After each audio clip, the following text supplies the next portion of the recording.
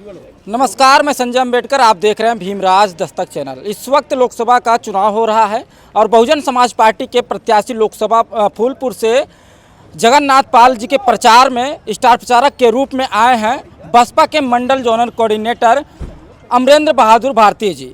इनसे बातचीत करने की कोशिश करेंगे किस तरह से माहौल चल रहा है। सबसे पहले सर, स्वागत है आपका चैनल पर। सर्वप्रथम आपको बहुत बहुत धन्यवाद और आपके चैनल को और आपके पूरी टीम को। आप बताइए प्रश्न क्या है। किस तरह से माहौल लग रहा है सर, क्या प्रचार चल रहा है? माहौल देखिए भैया, देश में विचारधारा की लड़ाई होती है हर समय, और इस समय भी देश में विचारधारा की लड़ाई है। ये एक माननीय मसीहा कांसीराम साहब कहा करते थे, कांग्रेस को सांपनाथ और भाजपा को नागनाथ। और कांग्रेस और भाजपा इस समय सांपनाथ और नागनाथ बन के काम कर रहे हैं। एक इंडिया बनी है, एक इंडिया बना है, और इन दोनों की विचारधारा एक है, संविधान के विरोध में है और सभी जात धर्म मजहब के विरोध में है। देश में भुखमरी हो, बेरोजगारी हो, भ्रष्टाचार हो, शिक्षा का अभाव हो, किसान बेरोजगार सब रोड पर आ जाएं, ये दोनों लोग नीतियां हैं। सरकार पूर्व में कांग्रेस चलाई, उसकी भी नीतियां आप देखे हैं, भाजपा चला उसकी भी देखे हैं। इससे परे इस देश में संविधान की प्रस्तावना के आधार पर आदरणीय बहन कुमारी मायावती जी सर्वजन हिताय सर्वजन सुखाय का नारा दे करके बहुजन समाज की भलाई के लिए सर्व समाज को साथ में लेकर के इसके खिलाफ संघर्ष कर रही हैं। आप सर जो है जगन्नाथ पाल सर के जो है प्रचार में नुक्कड़ सभा कर रहे हैं, मुद्दा क्या है आप लोगों का? मुद्दा ये है कि जो बाबा साहब डॉक्टर बी.आर. अम्बेडकर ने जो व्यवस्थाएं इस देश को चलाने के लिए बनाया, जैसे शिक्षा का हम क्षेत्र में देख लें तो शिक्षा महंगा किया जा रहा है, यूनिवर्सिटियाँ लोग बच्चे पहुँच न पाएँ, कॉलेज बच्चे पहुंच न पाएँ, इसकी व्यवस्था भारतीय जनता पार्टी कर रही है। तो शिक्षा हमारी फिर से हमें फ्री ढंग से मुहैया हो सके, जिस तरह से बहन जी ने कराया था, इसके लिए संघर्ष कर रहे हैं। किसानों के लिए, किसानों को सुविधा मिले, सरकारी व्यवस्थाएं उनको मिल सके, वो सुचारू रूप से किसानी कर सके, देश का भरण पोषण कर सके। लेकिन किसानों की ज़मीन को अधिग्रहित किया जाए, इसके लिए कानून बनाया जाए। किसान हजारों किसान रोड पर मर रहे हैं, तो किसान मरने न पाए, किसान देश के भविष्य हैं, इसके लिए हम लोग संघर्ष कर रहे हैं। हमारे जो देखिए बड़े पैमाने पर अभी कोविड जैसी बीमारी आई, उस बीमारी में बड़े लोग मारे गए। कोरोना के टीके को लेकर देखिए इस समय तमाम तरह की बातें चल रही है। तो स्वास्थ्य के अभाव में जिस तरह से हमारे बहुजन समाज के बच्चों का, माताओं का, बहनों का, गर्भवती धात्री बच्चों का, सबका जिस तरह से नुकसान हो रहा है, स्वास्थ्य उनका बेहतर हो सके, इसके लिए हम संघर्ष कर रहे हैं। हमारी जिस तरह से हमारे लोगों के पास रोटी कपड़ा और मकान की जो व्यवस्थाएँ बाबा साहब की बदौलत थी, बहन जी की बदौलत थी, वो सब छिनता जा रहा है। बेरोजगारी बढ़ती जा रही है, भुखमरी पैदा हो रही है, इसको रोकने के लिए लड़ रहे हैं हम लोग। सर, लोगों को शिक्षा, रोजगार और स्वास्थ्य नहीं मिल पा रहा, तो इसके लिए बसपा क्या रणनीति बना रही, कैसे मिलेगी लोग? बहुजन समाज पार्टी पूर्व में सरकार के दौरान स्वास्थ्य के क्षेत्र में बहन जी ने CSC, PSC से लेकर जिला अस्पताल से लेकर प्रदेश अस्पताल तक बनवाया, और उसमें बेडों को बढ़वाया, डॉक्टरों को बढ़वाया, जो मानदेय पे थे उन्हें पूर्ण रूप से पोषित कर दिया, और बड़े पैमाने पर पोस्टिंगियाँ किया था, जिससे स्वास्थ्य का स्तर बेहतर हो चुका था।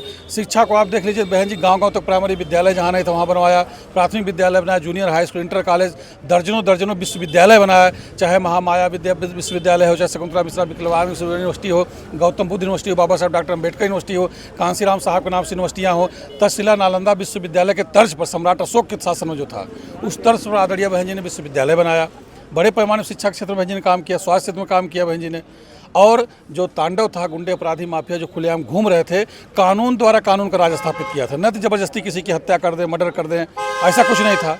बहन जी ने जो नीतियाँ थी, वही नीतियाँ जो बहन जी काम था, वही हमारा चुनाव का एजेंडा है।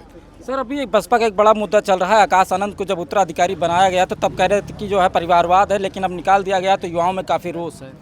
देखिए, आदरणीय बहन कुमारी मायावती जी परिपक्व नेता हैं। अगर आप बहुत डीपली अध्ययन करेंगे, पूरे वर्ल्ड की मैं बात कर रहा हूँ, पूरे वर्ल्ड में बहुजन समाज पार्टी और बहुजन समाज पार्टी नेता आदरणीय बहन कुमारी मायावती जी का कोई मुकाबला नहीं है। और आदरणीय बहन कुमारी मायावती जी पार्टी नहीं, मूवमेंट चला रही हैं, और बहन जी के लिए मूवमेंट इम्पॉर्टेंट है। बहन जी ने परिवार से अलग भी हट करके, अपने भतीजे जी से अलग हट करके तमाम लोगों को बहन जी राष्ट्रीय उपाध्यक्ष बनाया, राष्ट्रीय कोऑर्डिनेटर बनाया, तमाम लोगों को मौका दिया, और लोगों ने जिम्मेदारी का निर्वहन ईमानदारी पूर्वक नहीं कर पाए या उनके अंदर परिपक्वता कमी आई, तो आदरणीय बहन जी ने उन्हें किनारे किया। उसी श्रेणी में आदरणीय बहन जी ने माननीय आकाश साहब को भी तैयार किया, तैयार करके बहन जी उनसे काम ले रही हैं। उनके अंदर चाहे जो भी परिस्थिति पैदा हुई हो, बहुत अच्छा उन्होंने काम किया, बहुत अच्छा रिस्पांस है, युवाओं में जोश है, सब कुछ है। लेकिन आदरणीय बहन कुमारी मायावती जी को लगा होगा कभी अभी इनको हमें और तैयार करने की ज़रूरत है, तो आदरणीय बहन जी उन्हें रोकी हैं।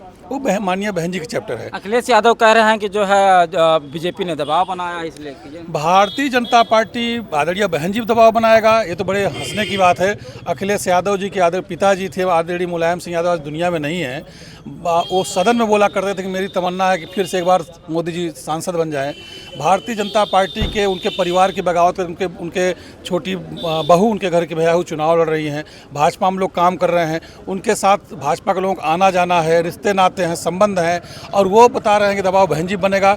अरे बहन जी तो ऐसी नेता हैं जिन्हें संसद की शेरनी कहा गया, जिन्हें संयुक्त राष्ट्र अमेरिका कहा आयरन लेडी हैं। बहन जी ने बड़े बड़े गुंडे अपराधी माफियों को धूल चटा दिया। बहन जी के नाम और फोटो देखकर तो गुंडे अपराधी माफिया प्रदेश छोड़ कर भाग जाते थे। आदरणीय बहन जी किसी दबाव में आएंगी? बहन जी बहुत ही विद्वान और परिपक्व लीडर हैं, और आदरणीय बहन जी को घेरने के लिए जो भारतीय जनता पार्टी काम कर रही तो अकेले नहीं घेर पा रही थी, इसलिए अखिलेश जी को भी झांसे में लेकर के कांग्रेस इंडिया जो बनाई है, अखिलेश यादव जी जो इंडिया बनाए, इंडिया और एनडीए दोनों मिल के घेरना चाहते हैं। क्योंकि मैंने कहा ना, देश में विचारधारा लड़ाई है, और एक विचारधारा गैर बराबरी की है जो इंडिया और एनडीए दोनों लेकर चल रही हैं। बराबरी विचारधारा बहुजन समाज पार्टी लेकर चल रही है। तो गैर बराबरी स्थापित करने वाले तो नेता की तरफ तो नजर उठाकर देखेंगे ही, इन पर आरोप लगाने का प्रयास करते हैं। अपने गिरेबान में झांक के देखें। अखिलेश यादव कह रहे हैं एक भी सीट नहीं आ रही है। अखिलेश यादव जी कहने से हम लोग कैसे मान लेंगे? अखिलेश यादव जी का अपना है, जैसे भाजपा वाले कह रहे हैं 400 सीट हम पार करेंगे। जो बादल गरजता है वो बादल बरसता नहीं है। ये लोग गरजने वाले हैं, गरज के अपना माहौल बनाते हैं, भोली भाली जनता गुमराह करके।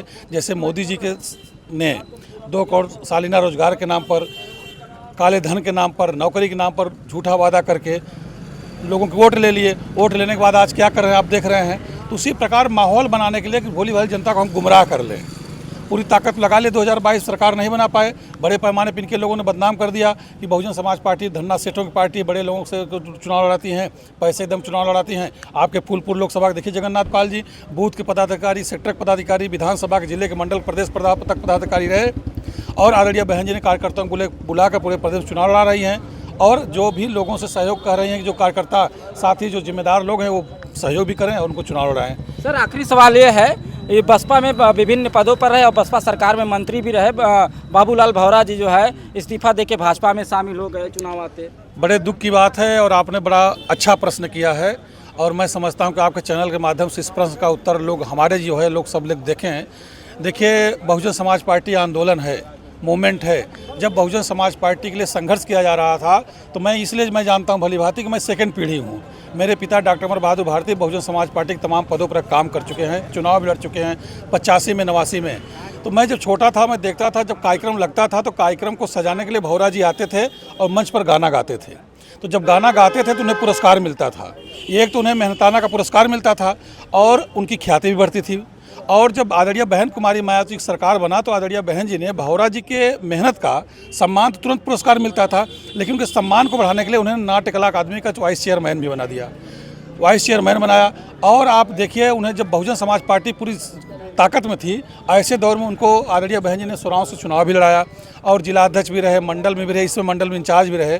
ऐसे दौर में अगर बाबूलाल भौरा जी पार्टी छोड़कर जाते हैं तो निश्चित रूप से बाबूलाल भौरा जी के ऊपर संदेह होता है कि आदरणीय भौरा जी किसी न किसी वजह से